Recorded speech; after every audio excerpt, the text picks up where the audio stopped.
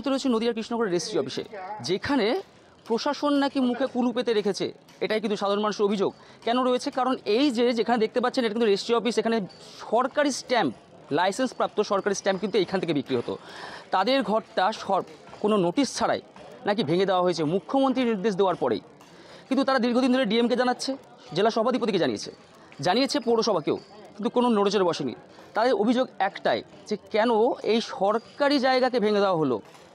এখানে তো কারো হাত দেওয়ার কথা ছিল না, কারণ এইখান থেকে রাজ্য সরকারের প্রচুর টাকা যায় স্ট্যাম্পের বিক্রেতায়। প্রশাসনকে জানালেও প্রশাসন কিন্তু পুরো চুপ হয়ে যাচ্ছে। সাধারণ মানুষ কিন্তু কান্নায় ভেঙে পড়ছে, দীর্ঘদিন ধরে অভিযোগ করছে। তাদের দাবি কিন্তু একটাই, আমাদের একটা ছোট কুঁড়ে ঘর হলেও করে দিতে হবে। আমরা কিন্তু এত দামি দামি জিনিসপত্র নিয়ে বা এত মূল্যবান সরকারি জিনিসপত্র নিয়ে খেলা খেলতে বসিনি এইখানটায়। অভিযোগ, আজকে আমরা 47-50 বছর কাজ করার পর বিনা নোটিশে আমাদের এই ঘর দুবার ভেঙে দিল। কিন্তু তারা এখন আর আমাদের সঙ্গে কোনো কথাও বলছে না, তারা দেখা করতেও চাইছে না, এবং মানে আমাদের এখন অবস্থা অত্যন্ত দুর্বিষহ হয়ে গেছে।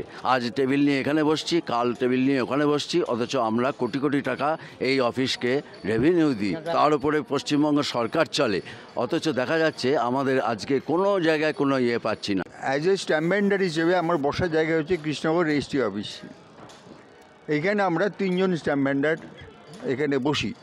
গত 2003 সালে আমাদের এই বসার যে অসুবিধা, সেইটাকে খেয়াল করে তৎকালীন যে আমাদের জেলা পরিষদের সভাধিপতি ছিলেন, সেই বিষয়টা অনুভব করে কালেক্টরকে নির্দেশ দিয়েছিলেন যাতে করে আমাদের একটা বসার সুনির্দিষ্ট জায়গা ঠিক করে দেওয়া হয়। কারণ আমরা বছরে 8 থেকে 10 কোটি টাকার রেভিনিউ কালেকশন দিই গভর্নমেন্টকে। আমার শহর কৃষ্ণনগর থেকে বিশাল সিংহ রায়ের রিপোর্ট, কলকাতা টিভি।